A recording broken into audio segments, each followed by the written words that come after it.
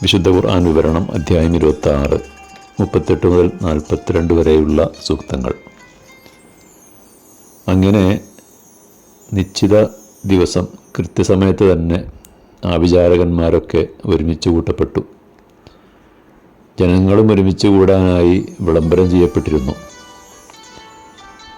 ആഭിചാരകന്മാരാണ് വിജയിക്കുന്നതെങ്കിൽ അവരെ തന്നെ നാം പിന്തുടരേണ്ടതുണ്ട് എന്ന് ഫറോവ തിട്ടൂരവും ഇറക്കി. ആഭിചാരകന്മാരൊക്കെ ഒത്തുകൂടി അവർ ഫറോവയോട് ചോദിച്ചു, ഈ മത്സരത്തിൽ ഞങ്ങൾ വിജയിക്കുകയാണെങ്കിൽ ഞങ്ങൾക്ക് തക്ക പ്രതിഫലമുണ്ടാകുമല്ലോ. ഫറോവ പറഞ്ഞു, തീർച്ചയായും അതെ, എന്ന് മാത്രമല്ല നിങ്ങളെ നാം നമ്മുടെ ഉറ്റവരുടെ കൂട്ടത്തിൽ ഉൾപ്പെടുത്തുകയും ചെയ്യും.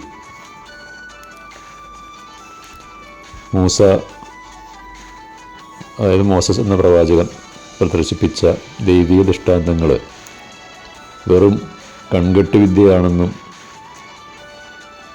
ആഭിചാരക്രിയയാണെന്നൊക്കെ പരസ്യമായി പ്രഖ്യാപിച്ച ഫറോവക്ക് ജനങ്ങളുടെ അംഗീകാരം കൂടി ആവശ്യമായിരുന്നു. അതിനായി നാട്ടിലെ പ്രസിദ്ധരായ ആഭിചാര സംഘങ്ങളെ മുഴുവൻ കൊട്ടാരത്തിലേക്ക് ക്ഷണിക്കുകയും മൂസയുടെ കൺകെട്ട് വിദ്യയെക്കുറിച്ച് വിസ്തരിച്ച് പറയുകയും ചെയ്തു. മൂസ അവതരിപ്പിച്ചത് കേവലം ഒരു ആഭിചാര വൃത്തി മാത്രമാണെന്ന് തെളിയിക്കുകയാണെങ്കിൽ വലിയ പ്രതിഫലവും അവർക്ക് വാഗ്ദാനം ചെയ്യപ്പെട്ടു. അതോടൊപ്പം രാജസദസ്സിൽ പ്രത്യേക സ്ഥാനത്തിന് അർഹരായിരിക്കുമെന്നും ഫറോവ പ്രഖ്യാപിച്ചു. മറുഭാഗത്താകട്ടെ മൂസാക്കും അദ്ദേഹത്തിൻ്റെ സഹോദരൻ ഹാറൂനും പൂർണ്ണ ഉറപ്പുണ്ട് തങ്ങളുടെ പക്കലുള്ളവ തികച്ചും ദൈവിക ദൃഷ്ടാന്തങ്ങളാണ്, അതിനാൽ ഈ മത്സരത്തിൽ തങ്ങൾ ഒരിക്കലും പരാജയപ്പെടുകയില്ല എന്നും. മാത്രവുമല്ല, ദൈവം തങ്ങളോടൊപ്പമുണ്ട്, ഇവിടെ നടക്കുന്ന എല്ലാ കാര്യങ്ങളും ദൈവം കണ്ടുകൊണ്ടിരിക്കുന്നുണ്ട് എന്ന ഉറച്ച വിശ്വാസവും അവർക്കുണ്ട്. അതിനാൽ അവർക്ക് യാതൊരു ഭയാശങ്കകളും ഉണ്ടായില്ല.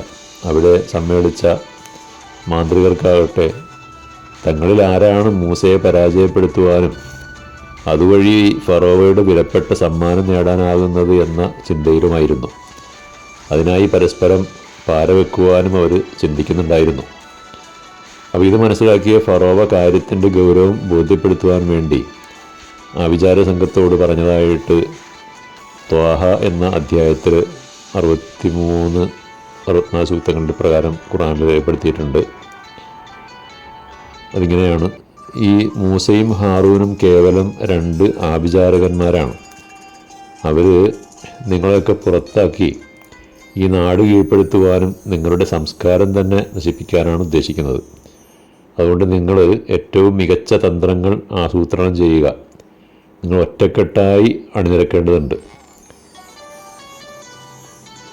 മത്സരത്തെക്കുറിച്ചുള്ള വിവരങ്ങൾ തുടർന്നുള്ള സൂക്തങ്ങളിൽ വരുന്നുണ്ട്.